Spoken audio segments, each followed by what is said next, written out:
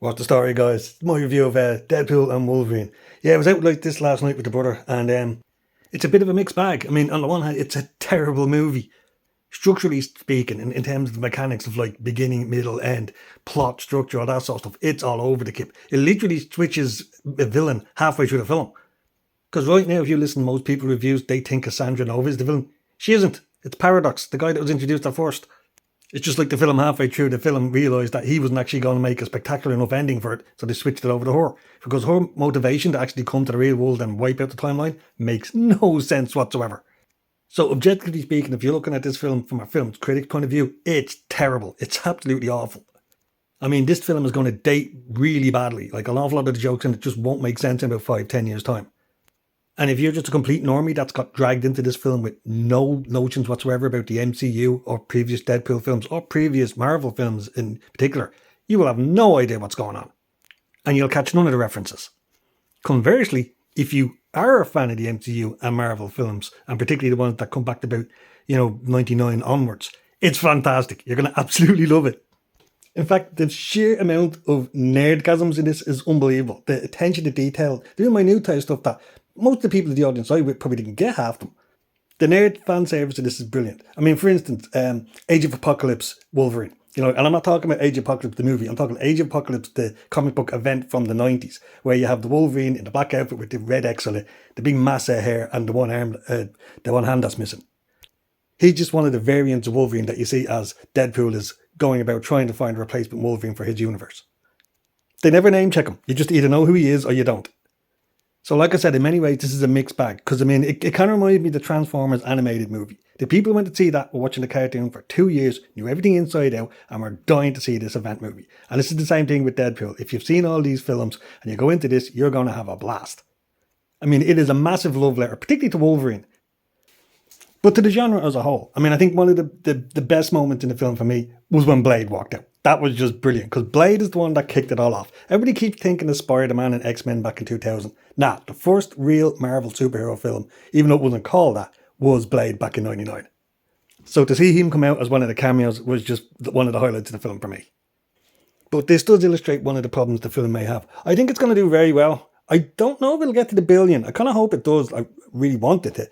But I do have to wonder how much of it is actually worth rewatching again once you've seen all these cameos. Because that is one of the highlights of the film, seeing who's going to turn up. Particularly in the age of YouTube, where once this film gets out there, it's only a matter of time before most of the best bits that you really enjoy are up on YouTube and you can just watch that instead. Because that aside, all you're left with then is the story, and the story really doesn't make a lot of sense. I mean, there's an awful lot of this that's kind of confusing. The plot of the film is basically this. Deadpool gets tapped by the TVA, the Time Variance Authority. And he's told that his universe is coming to an end because its anchor character has died, which was basically Logan in the film Logan. And it's a meta joke that that's basically the Fox universe they're talking about, and now that it's folded into Disney, there's no reason for it to exist anymore, so they're phasing out all the stuff and just saving the best stuff for themselves, which is, case in point, Deadpool. He's going to be folded into the MCU. But it's pretty much only Deadpool, which means his supporting cast of characters are going to be wiped out when the timeline fades. And this, obviously is what way he doesn't want to happen. So this begins the sequence where he's rooting around the multiverse trying to find a replacement Wolverine to replace the one that's died in the Fox universe. And like I said, this doesn't make any bloody sense, and he's even told this by Paradox, who is the villain in this, about a third of the way into the film, because he's not the original Logan, so therefore he can't say he's not the anchor character. So there's pretty much nothing he can do. And furthermore, Paradox doesn't want to hang around for like the 100,000 years, whatever it's going to take for the timeline to die naturally. They're not allowing prune them anymore like they did in Loki. So he's created this thing called a time shredder, which is going to cull the universe pretty much in one go. And it's that way called a MacGuffin. And this is the point where Deadpool and the Wolverine that he's managed to procure end up getting thrown into the void. Now, this is where we get an awful lot of the callbacks. And if you're actually very keen-eyed, you'll notice straight off the bat when you get in there, I think you see what looks like the windshield of the Captain America motorbike from the 1970s or 80s TV show or TV movie.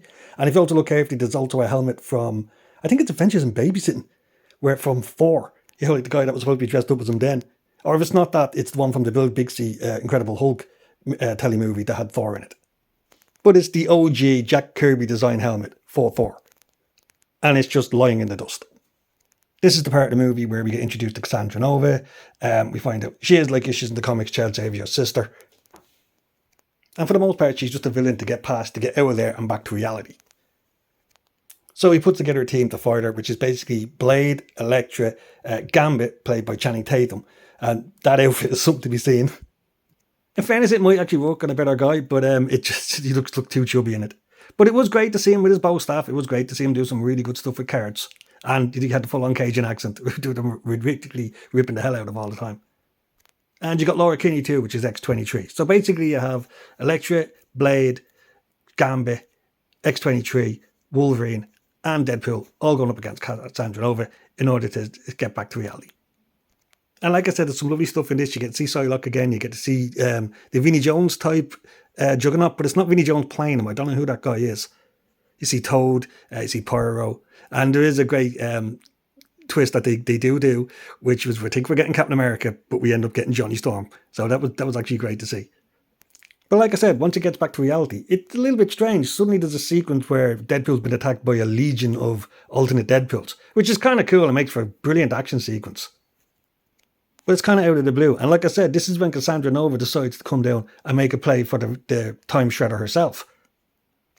That then leads to the final showdown with her when she's basically taken out by the fuel source for the MacGuffin, which is a matter-antimatter reaction. It doesn't actually go the way an antimatter reaction would go, but at this stage, it's just insanity that's happening on screen. And with her out of the picture, the main villain, Paradox, basically gets taken away by HR.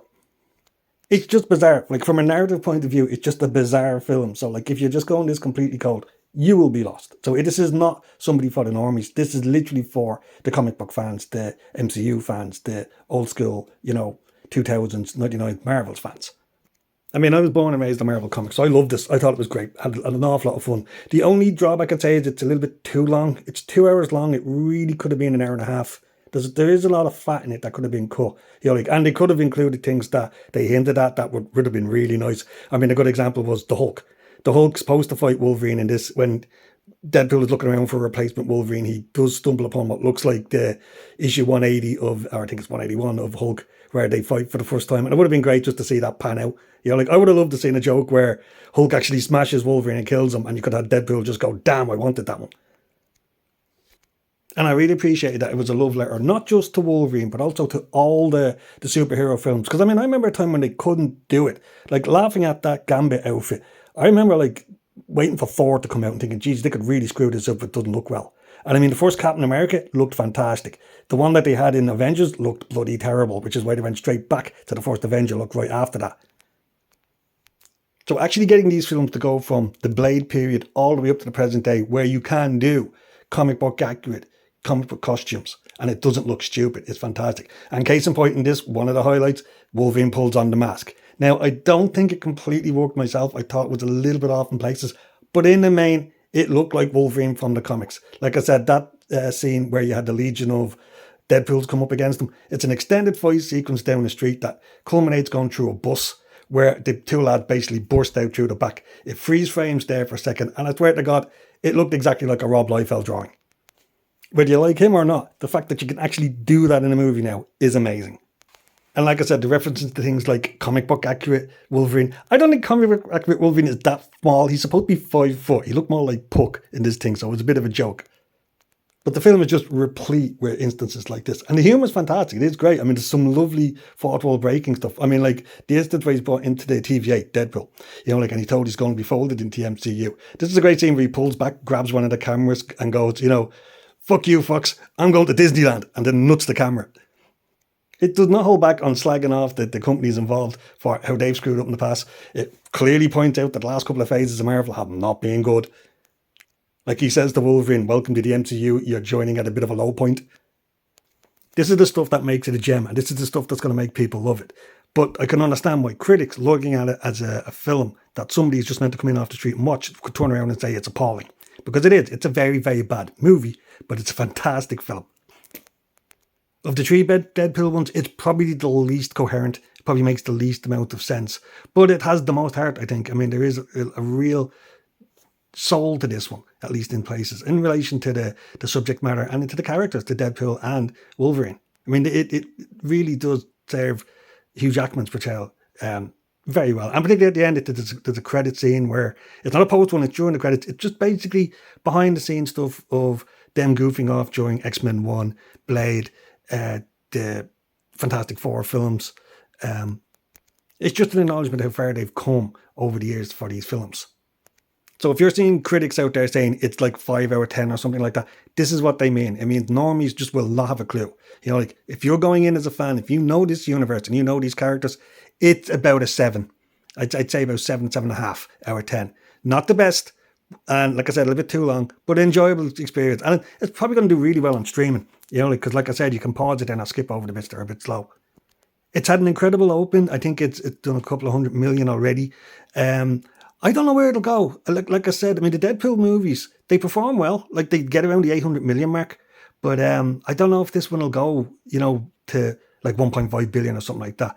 You know, it might just creep over the billion mark. I think it might do like Doctor Strange Multiverse of Madness territory, you know. And it's solely down to the rewatchability part. I don't think you'll have a lot of people that want to go back and see it 3 or 4 times. And that may be a drag factor on it. But it's still going to be one of the biggest films of the year. And I think that's undeniable. As I said, the place I was in was absolutely jammered. You know, like the sound system was a little bit too loud, so the music kind of got annoying at times. But I had a great time. My brother had a blast. Like I said, we're both hardcore comic book fans. So we knew all the references. We got a great laugh out of it. We could see ourselves chuckling things that some other people didn't get. You know, like, so that might affect it down the road. But it was great entertainment for me. And like I said, I'd give it a solid 7.5. Maybe go up to 8. You know, like in favour of that. But for the ordinary movie-going public, I'd say it's a 6. That's what they'd probably see. A lot of them would probably be completely lost. So there you go. That's my thoughts on Deadpool and Wolverine. You know, like, was it worth the wait? I think it was. It was a lot of fun. But I have to commit there are bits in the middle where it did seem to drag a bit. They could have tightened it up a bit more and it would have been a more nippy film. Like, so there you go. Hope you like that, lads. Like, subscribe, and let us know what you think.